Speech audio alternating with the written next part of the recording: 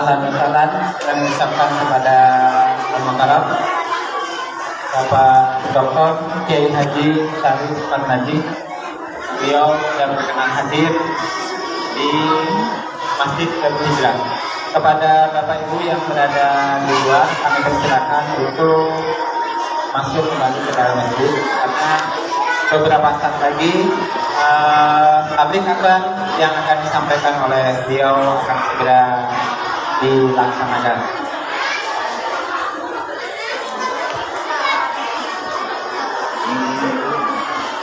Baik, kalau begitu Bapak Ibu yang kami hormati, dengan kehadiran beliau dan beliau berkenan untuk berada di tengah-tengah kita sekalian, memberikan pembekalan bagaimana cara kita untuk memasuki bulan suci Ramadan. Mudah-mudahan dengan pembekalan yang beliau sampaikan nanti kita bisa bergembira memasuki bulan Ramadan dengan selamat, dengan benar, dan insya Allah benar-benar ridha Allah akan dapat kita peroleh selama 1 bulan Ramadan ini. Untuk itu kepada Al-Mukarram Bapak Dr. Kiai Haji Syarif Fatnaji kami persilahkan dengan segala hormat. Bismillahirrahmanirrahim. Assalamualaikum warahmatullahi wabarakatuh.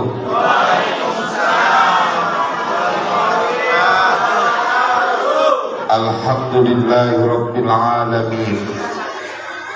Allahumma salli wa sallim ala sayyidina Muhammad wa ala ali sayyidina Muhammad. Amma ba'du, faqad qala Allah ta'ala fil Qur'anil Karim. A'udzu billahi minasy syaithanir rajim. Ma yaf'alu Allah bi'adabikum in syakartum wa amantum wa kana Allah syakiran 'alima.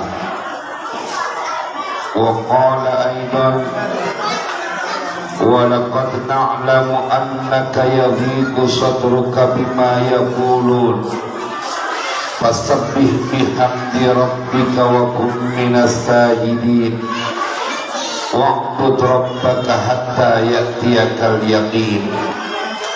صدق الله العظيم.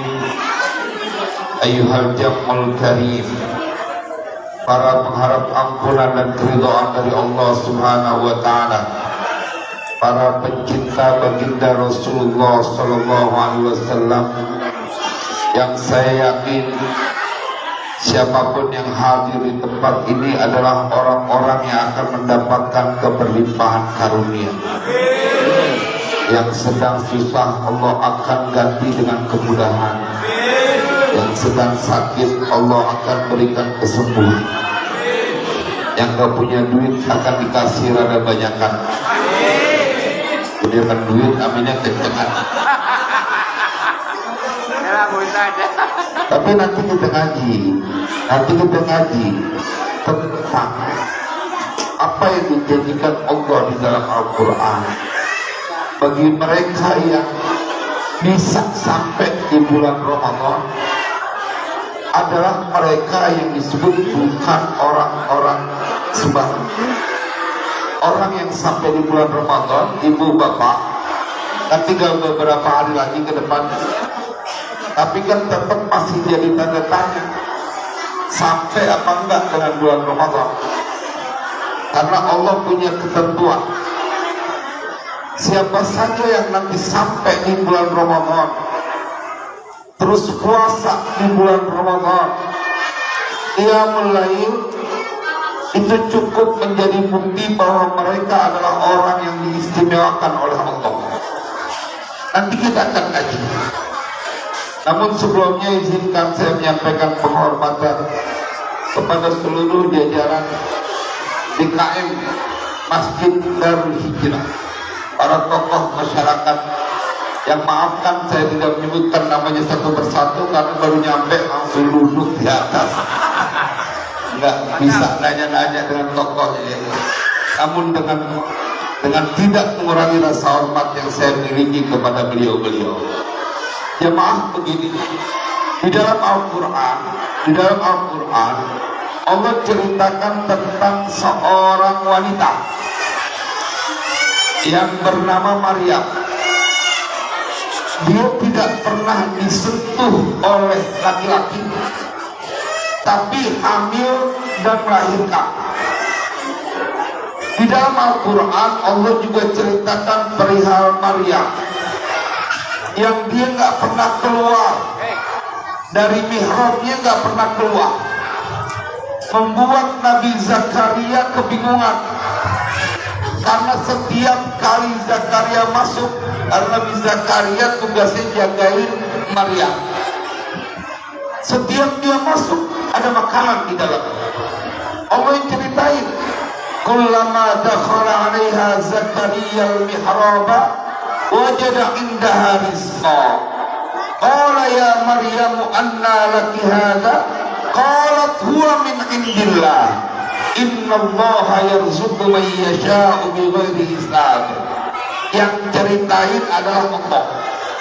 Setiap kali Nabi Zakaria masuk ke mihrabnya Maryam, maka selalu dia mendapati ada makanan di depan mihrab itu. Padahal Maryam kagak keluar.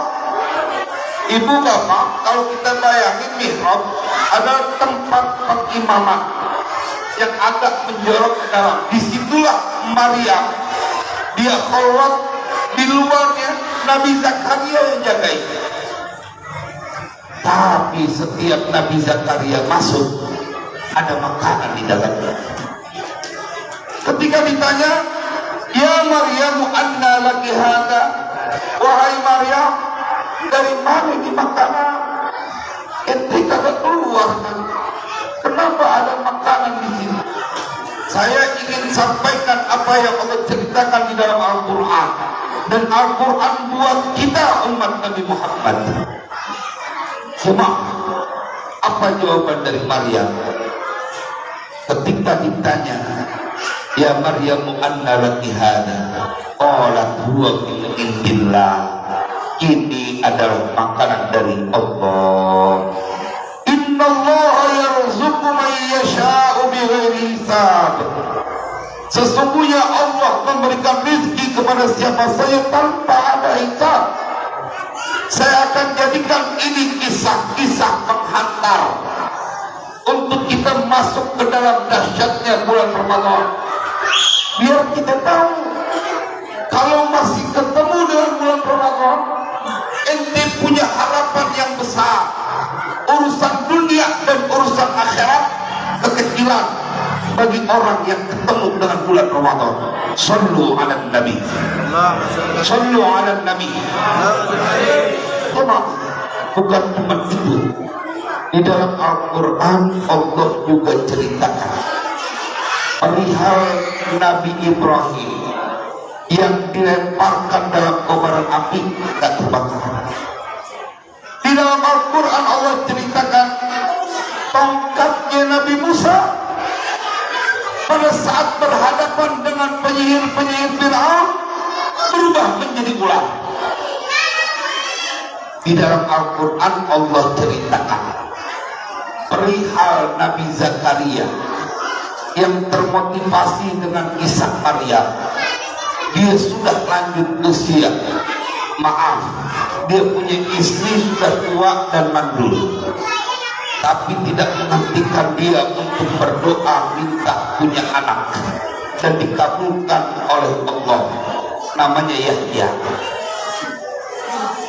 Jemaah, di dalam Al-Quran Allah ceritakan saat Musa dikejar oleh Fir'aun dan pasukannya, pengikut-pengikut Nabi Musa putus asa dan ketakutan.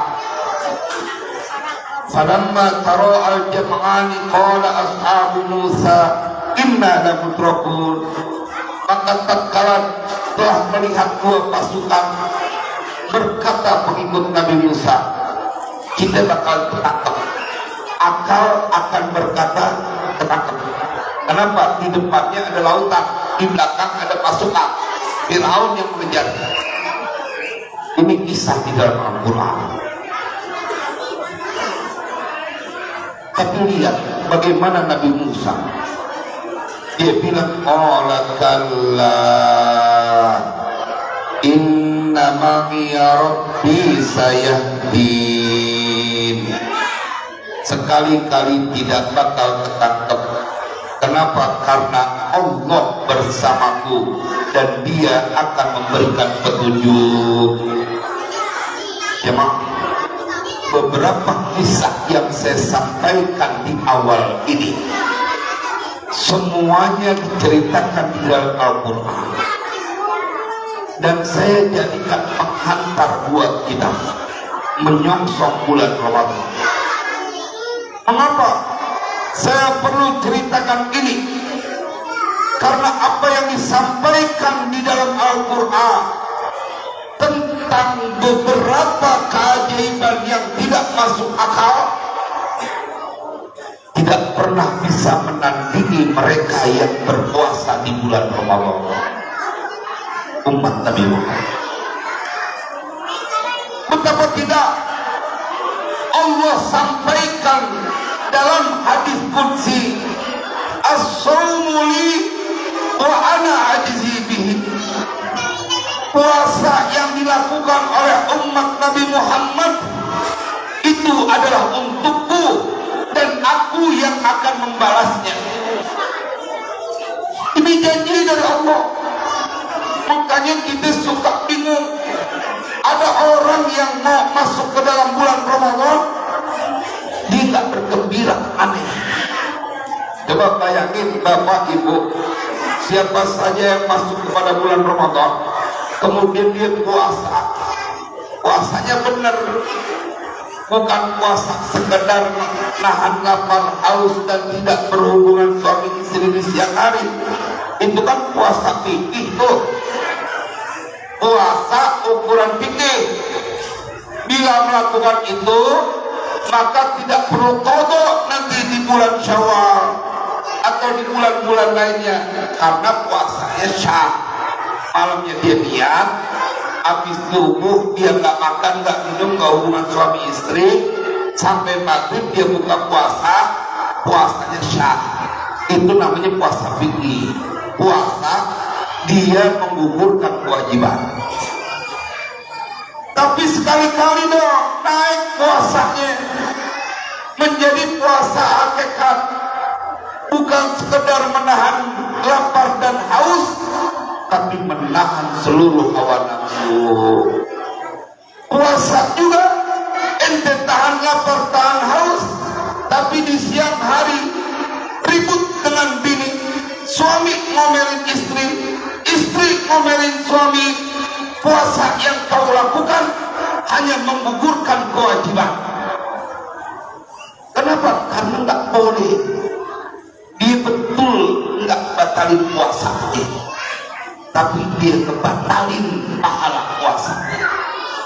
Itu mengapa orang selepas bulan puasa nggak ada perubahan. Karena puasanya sabda Nabi, kam min sha'imin laisa lahu min siyami illa al-ju' wal 'atash.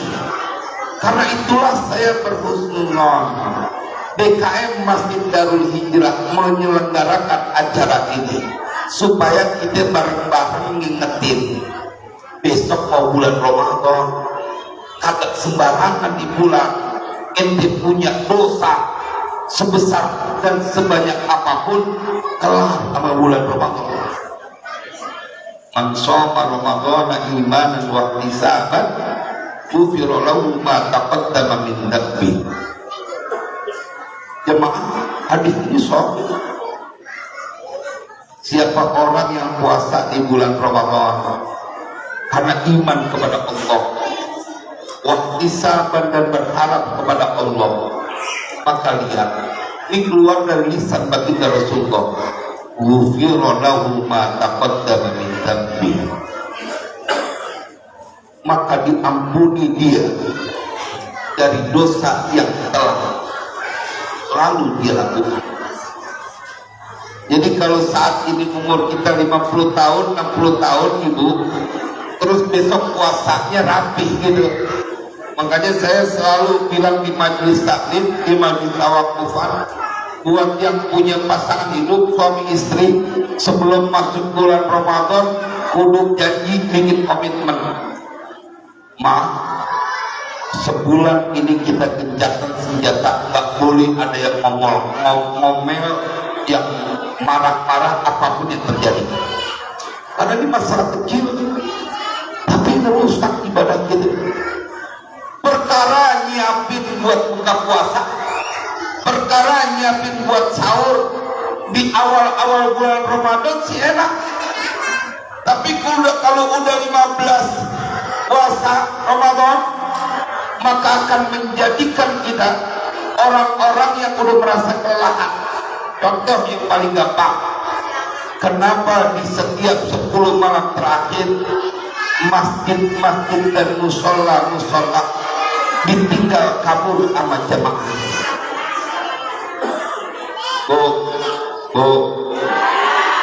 Kira-kira di masjid kalau 10 hari bulan Ramadan terakhir jamaahnya masih sama nggak sama awal Ramadan? Pada kemana jamaahnya? Pada keping nggak di mana, nggak di kota, nggak di kampung, nggak di mana aja. 10 malam terakhir kebanyakan jamaahnya pada hilang. Kemana coba? Ke mall. Bikin kue, Ustaz kecapean, kue lebaran. Jemaah, ini satu bukti dia kagak tahu tentang keistimewaan bulan Ramadan. Ini kenapa kita bikin acara di tempat ini menyongsong datangnya bulan Ramadan. Boleh jadi dia punya urusan gak kelar-kelar, dia punya masalah hidup gak berubah-berubah. Ente dikasih kesempatan buat jadi orang yang mendapatkan keistimewaan, justru kau abaikan. Ini terjadi, Pak. Saya melihat bahwa ini bulan Ramadan adalah hadiah terbesar buat umat Nabi Muhammad. Ya Allah, kita bikin dosa siang malam selama 50 tahun, setiap jam bikin dosa siang dan malam selama 50 tahun. Ketemu bulan Ramadan, puasanya bener, habis itu dosa semuanya. Apa yang kita bisa simpulkan kalau bukan di bulan Ramadan teramat tadi? Dosa apapun yang bikin dosa kita, justru malaikat mendoakan supaya umat Nabi Muhammad yang puasa di bulan Ramadan diberikan ampunan oleh Allah. Itu kan dari malam pertama para malaikat udah ngedoain siapa saja yang berpuasa, dimohonkan ampun oleh malaikat kepada Allah. Cuma memang kadang-kadang kita kurang tapi yakin kalau dijanjiin sama Allah, kalau dijanjiin sama manusia baru yakin banget. Dijanjiin makan siang gratis, banyak banget orang kira makan siang gratis. Oh, ini manusiawi. Tetapi pada saat engkau dijanjikan itu belum cukup kebutuhanmu, emangnya kagak nyarap, emangnya kagak makan malam, tapi cukup dijanjiin makan siang gratis, kira itu manusiawi. Tapi yang bikin gak adil adalah ente giliran dijanjiin bukan cuma makan siang, dunia akhirat hidup ente senang oleh Allah yang menjanjikan, oleh baginda Rasulullah yang menjanjikan. Cuek aja, ada panggilan kumandang adzan, padahal dia dengar, dia kagak anggap itu sebagai sebuah undangan dari Allah. Nyantai aja, pakai fikih dulu. Kan yang namanya zuhur sampai jam 3 lewat, kalau kita sholat dari jam 2 masih dapat, betul enggak? Alasannya masih masuk waktu sholat jemaah, tetapi dia lupa Ente tahu nggak yang memanggil sholat ente? Undangan dari siapa? Makanya saya kemarin ngaji di TV1 saya keras, saya bilang. Karena waktu itu di depan tentara, tentara angkatan darat, saya bilang kalau seandainya kita punya mental sehebat tentara kepada komandannya, gak bakal susah kita punya hidup. Tentara kalau udah disuruh komandannya gak pakai nanya, dia langsung mengerjakan apapun yang diperintahkan, jam berapapun dipanggil, itu di depan komandannya. Bagaimana saat engkau dipanggil oleh Allah Jalla Jalaluhu untuk melakukan kebaikan? Ini fakta. Siapa yang tidak pernah merasakan kesusahan dalam hidup? Hampir semuanya. Tapi ente tahu nggak siapa yang mengatur segala urusan hidup? Di dalam Al-Quran Allah sampaikan, ahum yaqsimuna rahmata rabbik nahnu qasamna bainahum ma'ishatahum fil hayatid dunya wa rafa'na ba'dahum fawqa ba'din darajat liyattakhidha ba'duhum ba'dan sukhriya wa rahmatu rabbika khairum mimma yajma'un. Ini jelas. Apakah mereka yang membagi-bagikan ma'isyah selama hidup di dunia? Ahum yaqsimuna rahmata rabbik nahnu qasamna bainahum ma'isyatahum fil hayatid dunya. Di ayat pegang ini, kami yang membagi-bagikan ma'isyah mereka selama hidup di dunia. Jadi ma'isyah kita, ma'isyah itu adalah semua kebutuhan kita di dunia. Kata Allah dalam Al-Quran, nahnu qasamna bainahum ma'isyatahum fil hayatid dunya. Jemaah, karena itu Imam Ghazali menceritakan tentang seorang istri solehah ketika suaminya berpergian mau pergi keluar kota, tapi nggak ninggalin nafkah. Ditinggal pergi sama suaminya keluar kota, tapi nggak ninggalin nafkah. Bu, kira-kira punya suami mau pergi keluar kota sebulan, terus nggak ninggalin nafkah buat di rumah, cemberut apa kagak? Cemberut pasti. Enak aja bang, abang pergi kagak ninggalin nafkah. Diceritain sama Imam Ghazali, ada seorang istri yang solehah, suaminya pergi nggak ninggalin nafkah. Tetangga-tetangganya memprovokasi sampai berkata, lima tardaina bisa parihi walam yadah laki nafaqatan. Kenapa kau bisa senang? Kenapa kau bisa ridho dengan kepergian suamimu keluar dan dia tidak meninggalkan nafkah untukmu? Ini diprovokasi, nggak tega tetangganya. Lihat ini istri ditinggal begitu aja tapi nggak ditinggalin nafkah. Apa jawaban istri yang solehah? Zawji mundu araftuhu akalan wa ma araftuhu razzaqan. Suamiku semenjak aku kenal adalah suamiku orang yang tukang makan, bukan pemberi rezeki. Zawji mundu araftuhu akalan wa ma araftuhu razzaqan. Suamiku kerjaannya tukang makan dan bukan pemberi rezeki.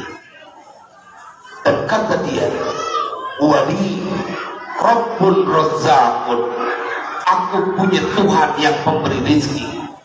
Yadhabul akalu wa yabqar razzaqu. Pergi dia yang tukang makan, tapi bersamaku ada dia pemberi rezeki. Jemaah, orang kalau sudah sampai kepada pelajaran tauhid, jadilah seperti wanita ini. Dia tahu suaminya ada, bisa nyari duit, tapi dia disebut sebagai sebab untuk mendapatkan rezeki, bukan pemberi rezeki. Kalau suami disebut pemberi rezeki, bagaimana dengan para istri yang kemudian ditinggal mati oleh suaminya lebih awal? Apakah kemudian dia terlantar hidup di dunia? Enggak. Suamimu boleh mati, suamimu boleh tidak bekerja, tapi pemberi rezeki dia tetap akan menjamin. Ibu bapak tarik dan main logika sejenak aja. Main logika. Orang Yahudi, orang Nasrani tak nyembah Allah, betul apa enggak? Betul apa enggak? Orang Yahudi, orang Nasrani, bahkan di dalam Al-Quran diceritakan bahwa langit marah, bumi marah, gunung marah, mau pecah, karena mereka telah menuduh Allah punya anak. Kira-kira dosa, bukan kagak nyembah doang, Allah dituduh punya anak. Al-Quran yang bercerita, Bapak Ibu, takadu samawati yatafattarna minhu wa tanshaqqul ardu wa takhirru jibalu hadda an da'u lirrahmani walada. Al-Quran bercerita itu, hampir pecah langit, hampir pecah bumi, hampir hancur itu gunung, karena ada orang Yahudi, orang Nasrani yang berkata Allah punya anak. Jemaah, tapi lihat, hidupnya masih dipenuhi oleh Allah dengan kebutuhan-kebutuhannya. Dia punya mobil, dia punya rumah. Kita tanya sama guru ngaji, ya Ustaz, katanya yang punya langit, yang punya bumi Allah. Lahu ma fis samawati wa ma fil ardh. Kalau dalam ayat kursi kan begitu. Kita baca ayat kursi bareng-bareng biar Allah kasih berkah di tempat dan kita semua berkah. A'udzu billahi minasy syaithanir rajim. Bismillahirrahmanirrahim. Allahu la ilaha illa huwal hayyul qayyum la ta'khudhuhu sinatun wa la nawm lahu ma fis samawati wa ma fil ard man dalladhi yashfa'u indahu illa bi'idhnihi ya'lamu ma baina aydihim wa ma khalfahum wa la yuhituna bi shay'in min ilmihi illa bima syaa wasi'a kursiyyuhu samawati wal ard wa la yauduhu hifdhuhuma wa huwal aliyyul azim. Ada ayatnya di situ. Lahu ma fis samawati wa ma fil ard. Milik Allah semua yang ada di langit, semua yang ada di bumi. Kenapa orang Yahudi, orang Nasrani bisa jadi kaya ya Ustaz? Bisa punya rumah, bisa punya tabungan banyak. Nih kita ngaji. Justru dari situlah kemudian kita menjadi semakin optimis. Kalau yang kagak sholat, kalau yang kagak puasa, kalau yang tak nyembah Allah masih diperlakukan baik oleh Allah di dunia, apalagi kita yang mau datang ke bulan Ramadan.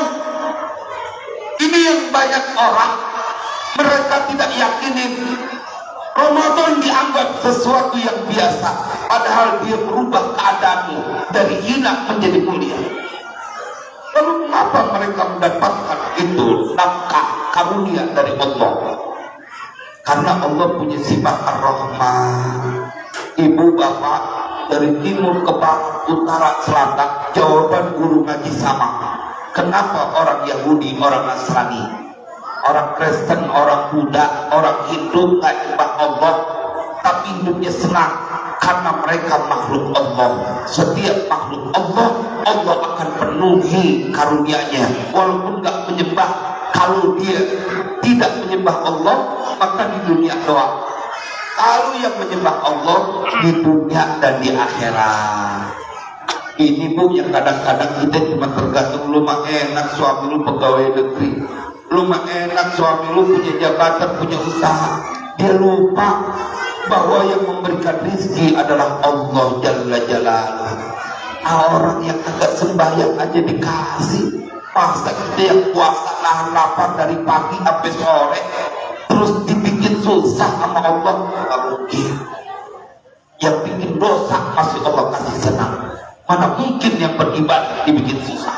Ini logika. Biar kita kira mendatangi bulan Ramadan atau menyongsong bulan Ramadan, kita punya hati penuh riak. Ya Rabb, alhamdulillah ketemu dengan bulan Ramadan. Jangan kata urusan dunia, urusan akhirat, dosa kita dihapus semuanya. Dihapus semuanya. Maka itu ada kemarin saya waktu ke Surabaya, ziarah ke Sunan Ampel. Ini kisah nyata. Ada seorang perempuan yang umurnya 60 tahun kira-kira.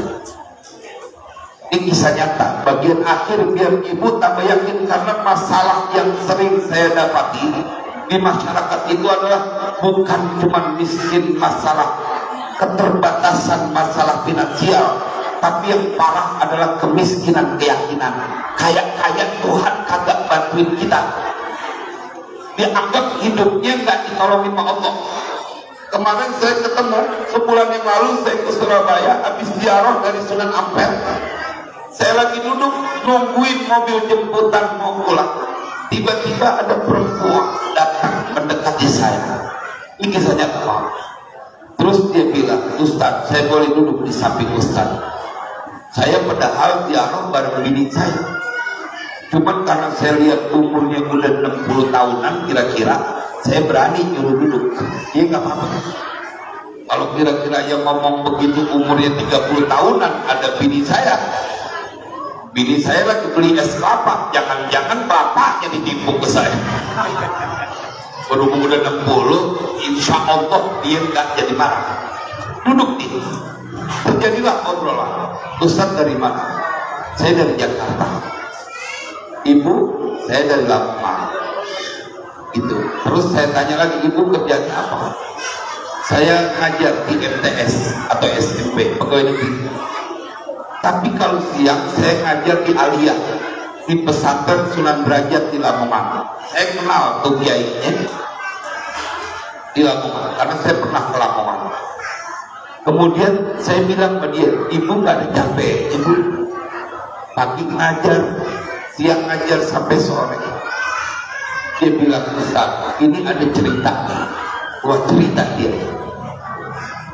Jadi saya itu dulu divonis sakit gagal ginjal. Gagal ginjal, fungsi ginjal. Kan kalau sekarang di antara cara pengobatannya adalah dengan cuci darah. Kalau gagal ginjal, tidak. Harus cuci darah. Cuci darah itu cuma kalau dia parah itu seminggu bisa 2 kali atau 3 kali.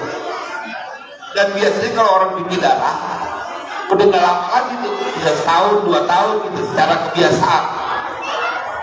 Dia nggak mau cuci darah. Dia nggak mau cuci darah. Dia datang ke pimpinan pondok pesantren Sunan Derajat. Namanya Kiai Abdul Ghafur, Mbah Kiai Abdul Ghafur di Lamongan. Di sini ada yang orang Lamongan? Orang Lamongan ada di sini? Nggak ada. Nah di Lamongan tuh ada pesantren besar. Nah kemudian begitu dia datang, dibilang, ibu, kalau nanti sehat sembuh, ibu punya 2 syarat, saya ngerjainnya. Siap, Kiai. Yang penting sembuh. Karena udah nggak ke dokter, kan logikanya kudunya ke dokter secara medis. Jemaah, dia datang dikasih amalan, berdoa minta kepada Allah. Begitu sehat, Allah kasih sembuh. Syaratnya 2. Apa syarat pertamanya? Kalau udah sehat ibu, nanti ngajar ya di pesantren ini walaupun seminggu sekali. Wah syaratnya encer banget kan, ajar doang seminggu sekali lagi. Yang penting sehat. Yang kedua syaratnya apa Bahyai? Ibu syaratnya yang kedua, jangan pakai make up sampai akhir hayat. Jadi nggak boleh dandan sampai akhir hayat. Wah, ini berat Pak, buat ibu-ibu berat.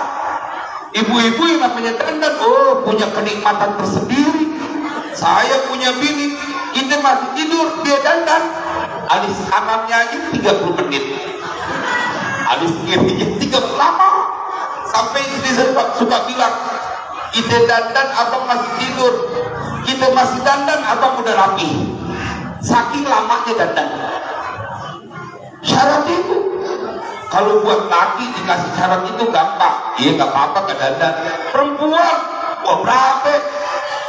Tapi daripada sakit, dia pengen sembuh, dia gak mau cuci darah. Ukurannya berat, tapi buat dia jadi enteng. Saya begitu dia bilang gak boleh make up, saya tengok wajahnya itu, saya tegesin, oh bener gak pakai bedak sama sekali. Umur 60 tahun gak pakai bedak kan kebayang. 60 cakepnya kebayang gitu. Jemaah, tapi dikerjain. Kenapa ini saya sampaikan? Tuh lihat, ada orang yang mendapatkan. Saya ketemu seorang wanita yang dia secara akal kudunya berobat, kudunya cuci darah dan sembuh. Dia datang, dia meminta kepada Allah, diajarkan oleh Mbah Yai Abdul Ghafur, dan apa yang terjadi Allah berikan kesembuhan. Biar kita punya pandangan luas. Suamimu boleh punya keterbatasan, suamimu boleh tidak punya kemampuan, suamimu boleh telah meninggal duluan, tapi Tuhan yang kau sembah tidak akan pernah membiarkanmu dalam kesendirian. Ibu bapak, kalau kita punya urusan ditolongin sama Allah, beres gak urusan kita? Kalau kita punya masalah ditolongin sama Allah, beres apa kagak urusan kita? Kalau udah beres semua urusan kita, kudu beres ceramahnya. Wassalamualaikum warahmatullahi wabarakatuh.